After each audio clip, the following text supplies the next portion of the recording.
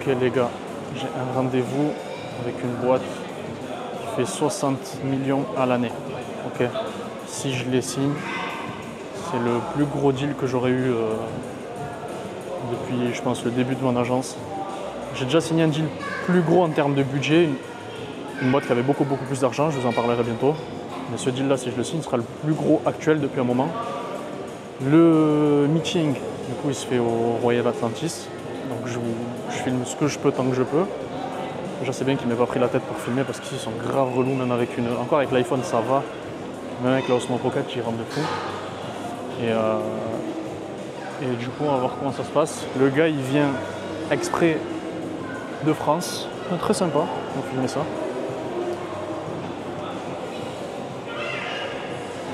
Voilà. Donc le gars vient exprès de France. Et je vais le voir là. On a déjà échangé, on est d'accord sur les contours d'un deal, ce dont ils ont besoin, etc. Et là, c'est un peu le moment décisif où tu te rends compte pour la dernière fois et tu poses tout à plat sur un contrat. Ce qui est bien, ce que peu de gens savent, c'est que signer ce genre de deal, c'est pas en termes de contrat, etc. Tu proposes pas les mêmes choses. C'est pas les mêmes contrats que quand tu signes des petits deals à 2-3 000 euros. C'est des contrats qui sont beaucoup plus longs, beaucoup plus carrés. Il faut que ce soit bien fait parce que sinon tu passes vite pour un amateur. Donc c'est vraiment un monde différent. Et on va discuter de ça ce soir et puis je vous en dirai des nouvelles dans les prochains jours, la prochaine semaine peut-être, en tout cas au moment où je tourne la vidéo. Et si ça se concrétise, je vous montrerai les détails du deal, en tout cas tout ce que je peux vous montrer et la presta. Sachant que c'est une boîte qui n'est que très peu digitalisée, donc le client idéal.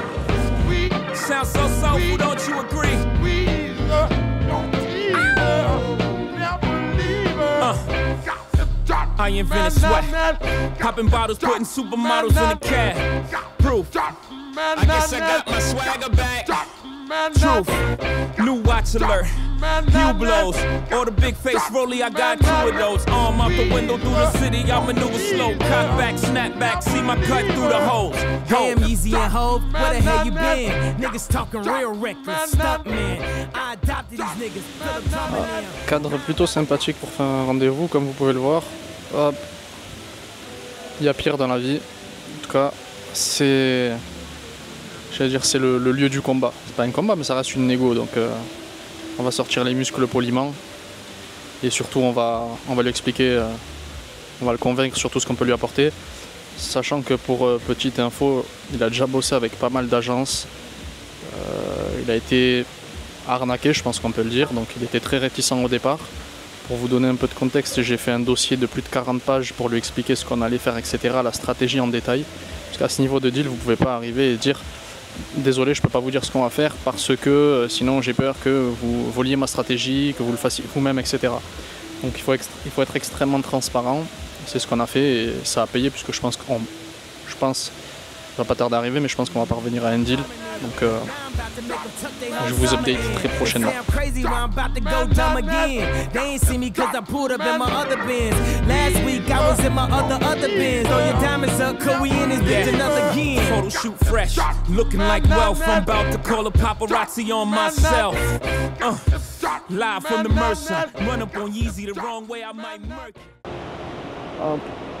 Bon, je vous ai pas update hier soir. On a fini vraiment tard. J'étais fatigué, j'avais pas envie de parler spécialement. On a très bien avancé. On est d'accord sur quasiment l'intégralité du contrat. Et là, on termine ce vendredi soir. On se revoit une autre fois dans un nouvel endroit pour peaufiner les derniers éléments et enfin signer, si on est d'accord. Bon, quand je dis enfin signer, on va pas signer aujourd'hui, hein, je vous le dis tout de suite. Sur ce genre de deal, contrairement à des deals plus classiques, plus petits que je faisais avant, genre comme je signe des contrats à 2-3 000 euros, oui, tu vas closer en one shot. Sur ce genre de deal, ça se fait jamais, ça prend du temps, ça prend des semaines, ça prend de multiples rendez-vous. Chaque point est analysé, nanani, nanana. Donc là, si on se met d'accord, ça veut dire que derrière, ça va être validé par leur service juridique. Et une fois que c'est validé, il va revenir vers moi et il va me dire, il va me le renvoyer signé. Voilà, grosso modo, comment ça se passe. Donc, Hop. En attendant, je grimpe. On va aller au point de rendez-vous, qui est très sympathique. Et surtout, il n'y a pas de français. J'aime bien les endroits où il n'y a pas de français, surtout quand c'est pour faire du business. Parce que tu sais jamais qui écoute ici. Ça, c'est un élément à prendre en compte. Hop. Je sais plus si je l'avais raconté cette anecdote ou pas. Voilà. Un jour, je fais un rendez-vous. Je parle de marketing, etc., etc. Et je calcule pas qui c'est qui est à côté de moi. Quelques semaines plus tard, il y a un mec, je parle avec lui pour le closer. Et avec lui, il y a son frère, je sais plus si c'était son frère ou son beau-frère. Et il me dit, ah non, mais je te connais, je t'ai vu à tel endroit. Il me dit, tu parlais de marketing avec tes amis à la table à côté. C'était super intéressant ce que tu racontais, mais j'ai pas osé te couper. Donc du coup, méfiez-vous quand vous parlez, soit en France ou à l'étranger. On ne sait jamais qui c'est qui écoute. Voilà. Voilà. Le lieu de rendez-vous. C'est pas mal, hein. Après là, il y a les fontaines, hop, qui sont juste en bas. Normalement ici c'est plein d'eau, mais c'est en travaux actuellement. Donc, je disais.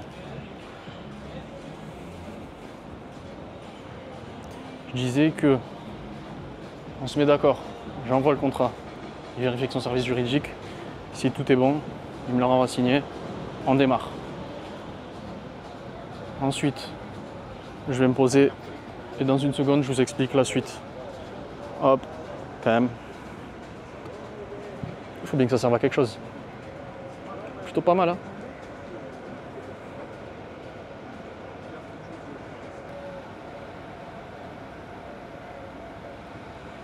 En vrai, c'est plutôt pas mal, comme il dirait l'autre. En espérant qu'elle tienne. Hop. Voilà. Théoriquement, ça a l'air d'aller. Donc, pendant que je commande, je vais vous raconter un petit truc. Comment est-ce qu'on fait pour signer des deals comme ça?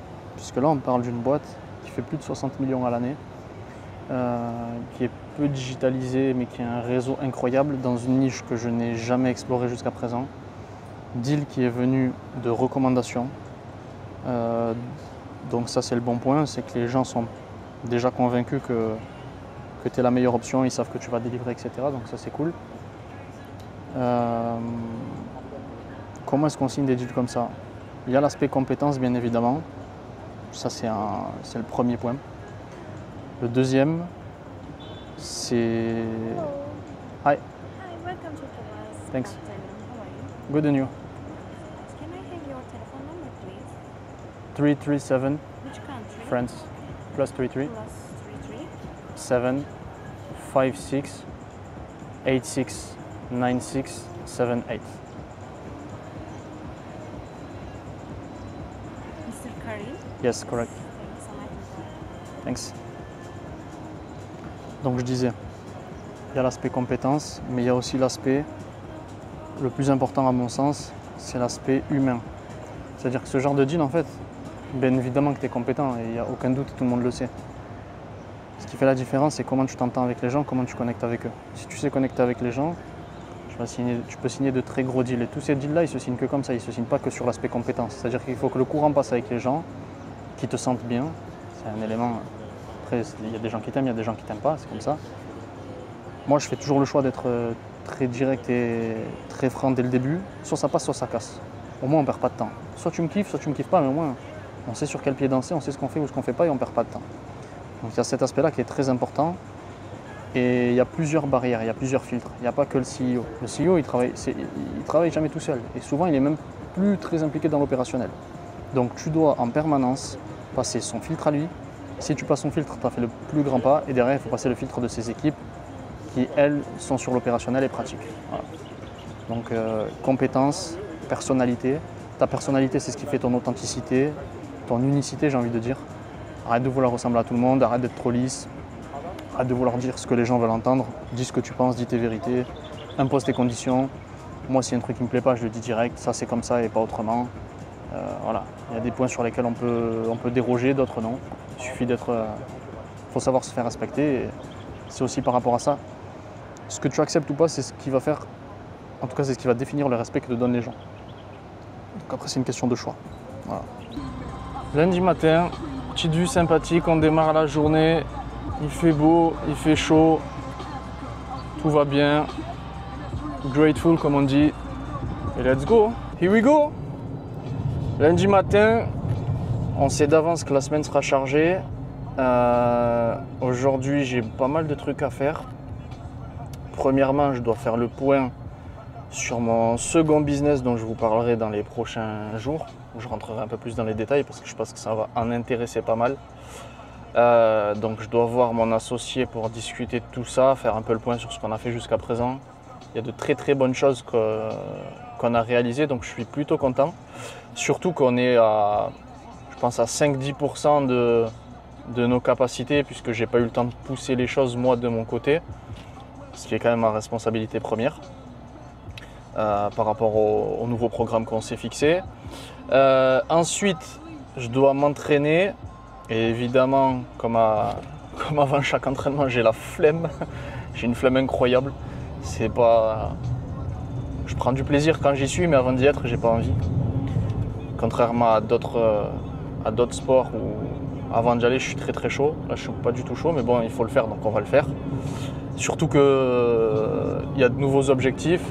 Quand je suis arrivé ici en septembre, j'étais à toujours 1m90, ma taille elle n'a pas changé. J'étais à 1m90 pour 83 kg, j'avais pas mal maigri. Et donc là on est revenu à 90 kg, plutôt fit, donc c'est cool. Enfin même assez fit parce que j'ai jamais été gros ou quoi, donc ça va. Jamais eu trop de problèmes là-dessus.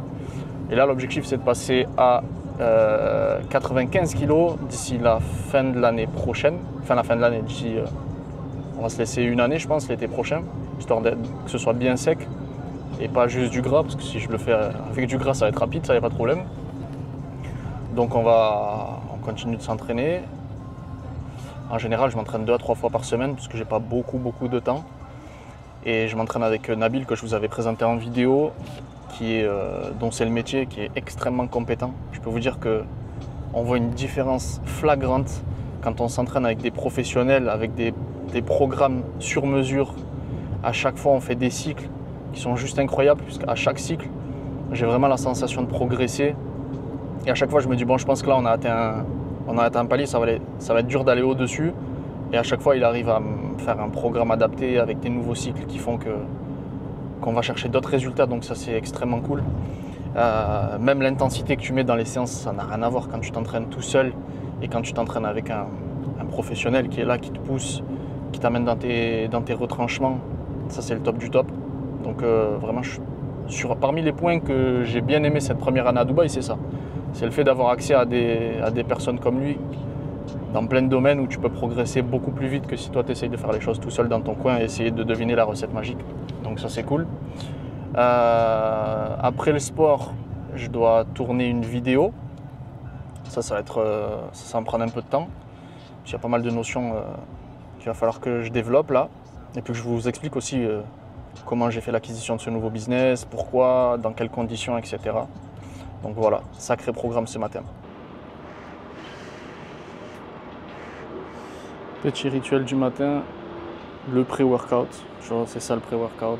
C'est un café bien noir, bien dur, qui te tabasse. Tu bois la première gorgée, tu prends une gifle, il te rappelle que la vie elle est dure. C'est ça qu'on kiffe. On dirait presque un fond vert d'ailleurs. C'est fou. Pré-workout, il n'y a pas de trucs bizarres, je sais pas quoi. Pré-workout classique, café. C'est le même café quand tu bois la première gorgée. C'est comme quand tu vas à l'entraînement, tu montes sur le ring et t'es pas bien réveillé, tu vas en dilettante un peu. Et tu prends la première dans la gueule qui te rappelle que la vie elle est dure et qu'il va falloir aller au charbon. Ben, ce café c'est la même chose. C'est le meilleur pré-workout. Je vais vous montrer un truc d'ailleurs. Vous voyez, je vais poser le café. Alors, donc là on est à Cricarbourg. Là on a le Vida avec Creek Beach, là, la plage artificielle. Très sympathique d'ailleurs, si vous avez l'occasion d'y aller. C'est sympa, tu payes ton entrée. Je sais plus combien ça coûte, je crois 70 €, un truc comme ça. Et tu as 70 € de conso que tu peux utiliser, à manger, à boire, etc. Et juste ici, là, là où il y a le grand cercle que vous voyez, en fait ici c'est là où il y aura la nouvelle plus grande tour du monde. Okay, donc il y a une compétition qui s'est installée entre l'Arabie Saoudite et Dubaï. Donc l'Arabie Saoudite veut faire une tour plus grande que le Burj Khalifa. Et donc ils attendent ici que l'Arabie Saoudite annonce la taille de leur tour pour eux construire ici la Creek Tower, qui sera la tour la plus haute du monde. Alors elle ne sera pas habitable ou quoi que ce soit, mais ils veulent conserver ce titre-là. Et donc c'est pour ça que si vous avez l'occasion d'acheter à Creek Harbour, c'est un très bon investissement, au-delà du fait que c'est un quartier exceptionnel. Alors là on est sur on va dire le bac de Creek Harbour qui n'est pas encore développé. Il y a tout ça là, tout ce que vous voyez, il y a des constructions qui sont prévues, ça va être incroyable. D'ailleurs ils sont en train de construire ici, tac tac tac, ça construit de partout. Et donc ça reste un investissement très intéressant, plus qu'intéressant même, c'est comme si vous aviez acheté à Downtown à l'époque. Et je voulais vous raconter un call que j'ai eu hier avec une agence dont l'objectif était justement d'aller chercher des gros deals comme on le fait nous en business partner. Et on discutait, il me racontait un peu ce qu'il faisait et ça m'a fait comprendre qu'il y a beaucoup d'agences qui ne comprennent pas qu'aujourd'hui, quand on va aller chercher des gros deals comme on le fait, on va signer des 10, 20, 30, 50 000 euros de frais de démarrage, 5, 10, 15, 20 000 euros mensuels, etc., un pourcentage sur la croissance qu'on apporte. Ces deals-là, en fait, ils se structurent totalement différemment de ce qu'il peut y avoir sur une agence classique. C'est une autre typologie de clients, c'est une autre manière de les attirer, c'est une autre manière de leur parler, c'est des contrats qui sont totalement différents. Je parlais avec une agence qui a essayé de closer un deal comme ça. Et en fait, ce qui s'est passé, c'est que quand elle a envoyé le contrat, donc ils étaient d'accord sur un prix, etc. Et quand elle a envoyé le contrat, elle a perdu le deal. Pour une raison très simple, c'est que son contrat, c'était un contrat d'amateur. Donc en fait, si tu proposes un contrat qui ne reflète pas la qualité du deal, qui ne reflète pas ce que toi tu veux mettre en avant, etc., tu peux même perdre le deal à ce moment-là, et c'est ce qui lui est arrivé. Et c'est très important de saisir que ce genre de deal, que ce soit même dans la manière de délivrer, ça demande d'autres compétences que peu d'agences ont. C'est d'ailleurs pour ça qu'on arrive à closer ces deals, c'est que c'est un marché qui est bien moins concurrentiel que les agences classiques.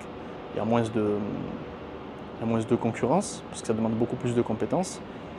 Et parce que ça demande plus de compétences, ça demande de réapprendre, ou en tout cas d'acquérir de nouvelles connaissances qui vont faire que vous allez pouvoir closer ce genre de deal. Et il ne faut pas avoir peur d'investir en soi-même.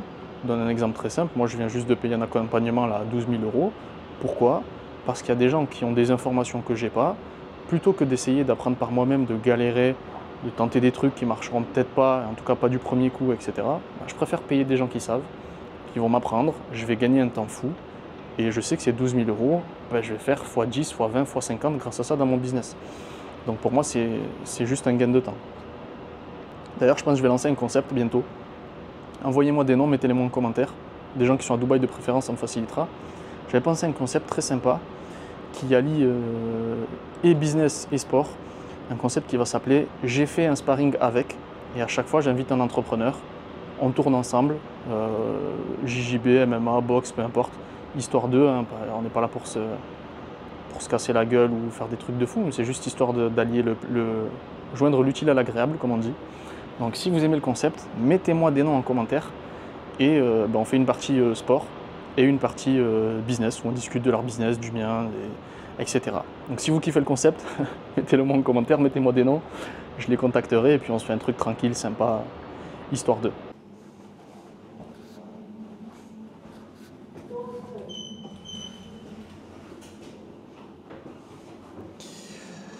J'ai terminé la session sport, du coup maintenant je vais tourner la vidéo que je dois tourner, au moins c'est fait, ça c'est les plus grosses tâches de la semaine, le sport, le tournage vidéo, ça prend le plus de temps. Même la caméra elle a mal à la tête face à une telle chaleur.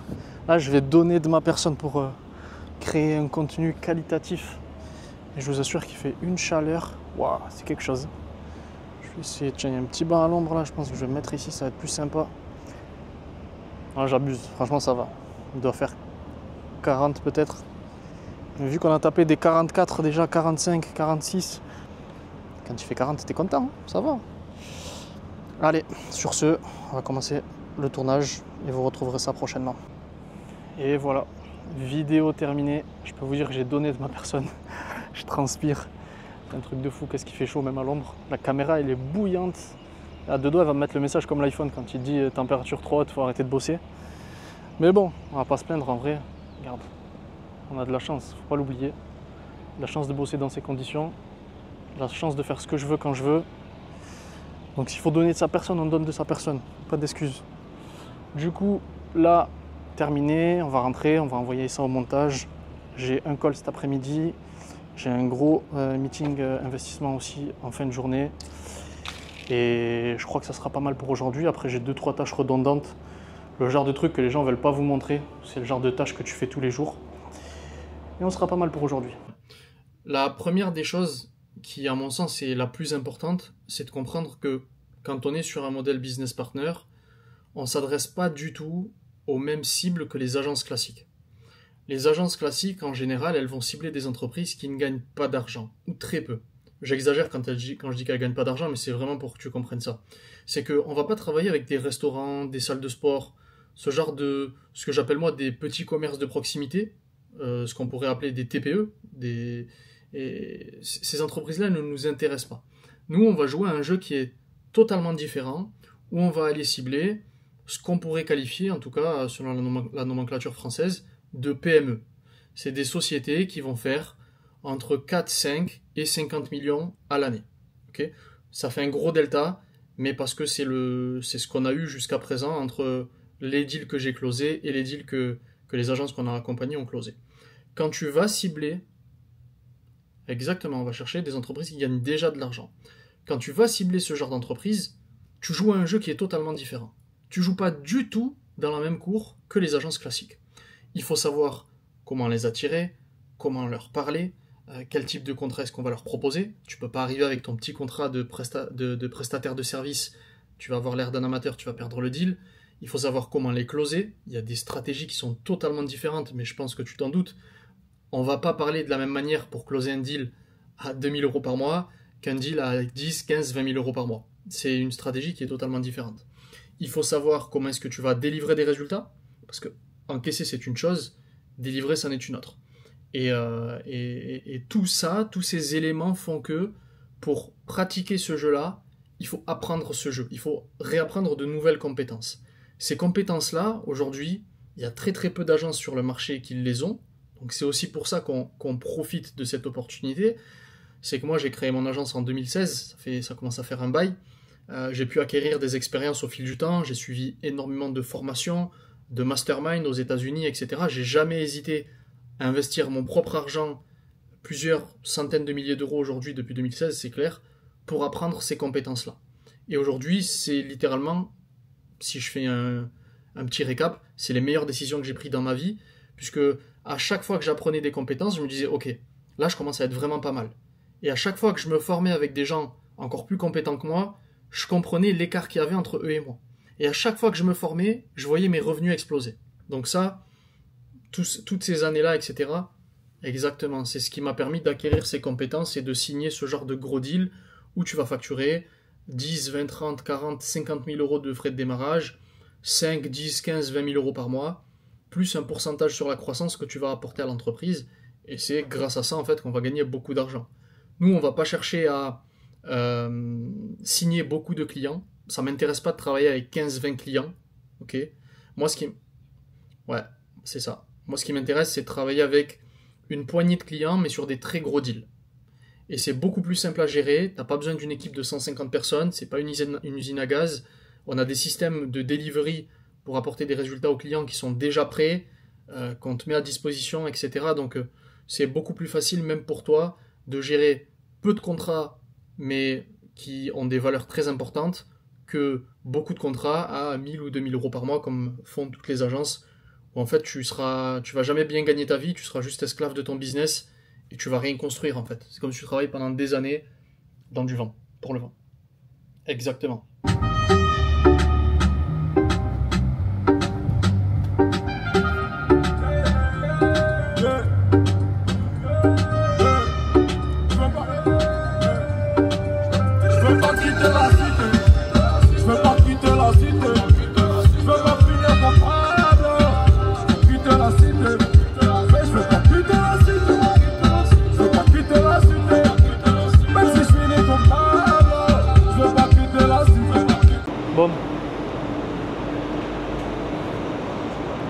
chercher des gants parce que j'en ai plus, ils sont morts. Je les ai fumés. Je vais aller chercher une nouvelle paire. Il faut que je me dépêche parce que je suis en retard.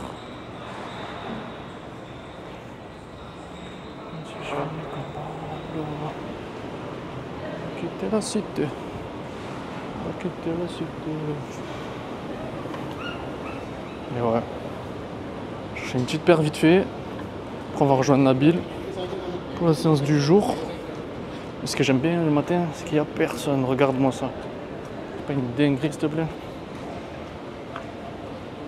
Enfin, tu me diras en France aussi, la semaine il n'y a personne. Bon.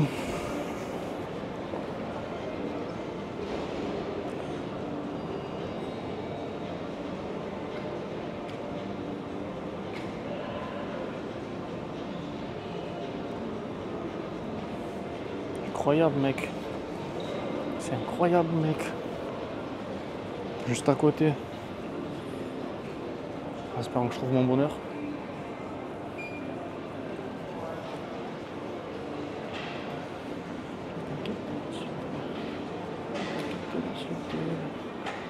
Pour finir comme Pablo. Here we go. Il n'y a pas un chat. Genre, littéralement, c'est vide. Incroyable. Moi, le rayon qui m'intéresse est juste ici. Petite paire en 2-2.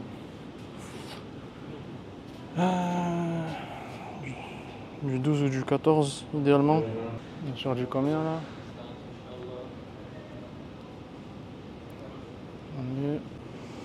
Hop, ça c'est bon. Tant qu'à y être, on va reprendre un petit bandage ou deux. Histoire de... Tac, tac, tac. On va prendre...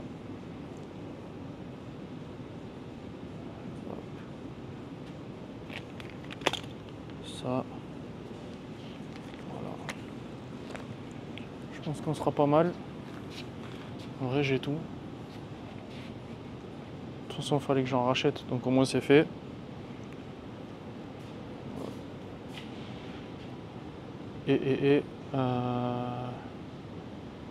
Non, c'est tout, c'est bon. En fait, j'étais à la recherche de... J'ai tué mes gants, ok. J'avais une belle paire Venom que je trouve pas ici, parce que je viens les acheter à l'arrache aussi, je me prends au dernier moment. Du coup, je me suis dit, bah, pour une fois, on va prendre des mitaines. Comme ça servira au lieu que je tourne tout le temps avec... Je suis le seul con qui tourne avec ses gants de boxe. Donc au moins, je pourrais ressentir la légèreté des mitaines. Il y a une grosse diff quand même quand je tourne avec des gants et quand je tourne avec des mitaines. Tu voles quand t'as les mitaines. Rien à voir. Et en plus, je dois faire tout le tour. On se croirait à Ikea. T'es obligé de faire tout le tour du magasin pour pouvoir aller payer. Mais bon. Quel bonheur quand même, un Décathlon bien propre, bien rangé.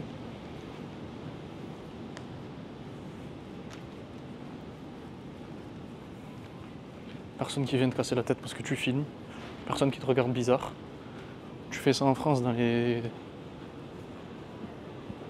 3 minutes qui suivent ton entrée dans la sécurité. Je vous le dis d'expérience parce que j'ai essayé déjà. Chaque fois c'est la même histoire. Ah monsieur, vous n'avez pas le droit de filmer. Mais je filme que ma tête. Ah vous n'avez pas le droit de filmer quand même. Là on arrive dans mon rayon préféré. Ah je vous le dis. Ah je vous le dis, vous voyez là, les ballons de Ligue des Champions et tout. C'est typiquement le genre de truc que je peux acheter alors que j'en ai pas besoin. Chaque fois que je viens ici, j'ai envie d'acheter des ballons. C'est trop. Allez, on va pouvoir payer. Thank you very much. Have a great day. Bon, on a sécurisé le bien. Maintenant, il faut que je bombarde, sinon je vais être en retard à l'entraînement. Et ensuite, training, écriture de vidéo, tournage de vidéo. Cet après-midi, j'ai un meeting avec, comment je pourrais dire ça, avec une boîte concurrente, voilà, on va appeler ça comme ça, c'est le cas. En fait, on a un client chez qui on a bien travaillé, on a bien délivré. Et ce qui s'est passé, c'est que ce client-là, non, c'est pas ce client-là, c'est son concurrent en l'occurrence, que je dois voir cet après-midi, qui a contacté mon client, qui lui a demandé mes coordonnées pour voir si je serai open à travailler avec eux. Alors, je vous le dis d'entrée, quand j'ai une boîte dans un domaine, je vais pas aller signer son concurrent. Okay, c'est pas ma manière de faire, même si je pourrais récupérer pas mal d'oseille. L'argent à court terme, c'est le plus mauvais par rapport à l'argent à long terme. Donc si je prends cette décision à court terme où je me dis ok, je signe ce client, waouh, c'est un four, je signe ce client parce que ça va me faire plus d'argent, c'est un mauvais choix stratégique, tout simplement parce que je vais venir m'auto-concurrencer. Et c'est pas du tout l'objectif. Tu vois le Urus là, jaune comme ça, plus je le vois, plus je le trouve magnifique. Plus je le vois, plus je le trouve magnifique. En plus, je suis en pleine réflexion à savoir est-ce que je ferai une supercar ou pas. Et franchement, un Urus jaune, c'est pas mal. Après, j'hésite entre Urus jaune et Urus bleu olympien, tu vois. J'hésite. En fait, j'ai envie de faire une dinguerie, mais je pense qu'il y en a qui vont pas kiffer. Quand je dis il y en a qui vont pas kiffer, je parle de mes proches. Je parle pas des gens qui regardent mes vidéos. Mais je pense qu'ils vont pas kiffer parce qu'en fait, j'aurais bien pris un Urus ou un truc, une supercar, peu importe. Moi, je suis plus Lamborghini que Ferrari. Je vous le dis d'entrée de jeu déjà, c'est la base. Je suis vraiment plus Lamborghini que Ferrari, et je l'aurais bien fait aux couleurs de l'OM. Tu vois, un truc vraiment méchant, tu vois. Un truc aux couleurs de l'OM, qui représente, etc. Déjà que les gens ici me connaissent tous. Tous les gens de mon building et tout, ils savent que moi c'est l'OM. En général, j'ai un maillot de l'OM tous les jours. Donc j'hésite. Je suis en pleine réflexion déjà sur un supercar. Est-ce que c'est utile? Est-ce que j'en ai vraiment besoin? Après, c'est pas. Vous connaissez le process. La vraie question, c'est pas est-ce que j'en ai besoin, c'est que j'en ai envie. Et là, je suis en train de chercher des raisons logiques pour justifier mon achat. Okay, j'agis avec les émotions et j'utilise la raison pour justifier. Processus d'achat classique. Donc pour l'instant, c'est en réflexion, sachant que j'ai d'autres, je vais pas dire des investissements parce que pour le coup, la supercar, c'est pas un investissement. J'ai d'autres investissements en cours, donc ça se réfléchit. C'est en phase de réflexion, on va dire. Et j'espère que ça va rester en phase de réflexion longtemps. Parce que mon gros problème, c'est que je suis un mec super... je me suis trompé de route, tant pis. Je suis un mec super impulsif. Et en général, quand je veux quelque chose, je le veux tout de suite. Et je peux me lever un matin, péter les plombs et aller acheter ce truc-là. Il ne faut pas que je le fasse avec ça. Pour une fois, il faut que j'apprenne à... Soit tu maîtrises tes pensées, soit tes pensées te maîtrisent. Donc voilà.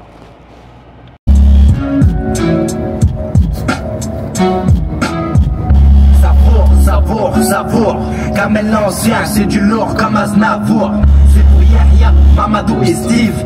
C'est pour Oujda, Bamako et Steve. J'ai admité comme les généraux en Algérie. Ouais, la rue me... Kamel Lance, ça date du collège, c'est vieux. C'est la folie, Kamel Lance. J'aime tes yeux, j'aime ton odeur, tous tes gestes, mon douceur, lentement dirigé, sensualité.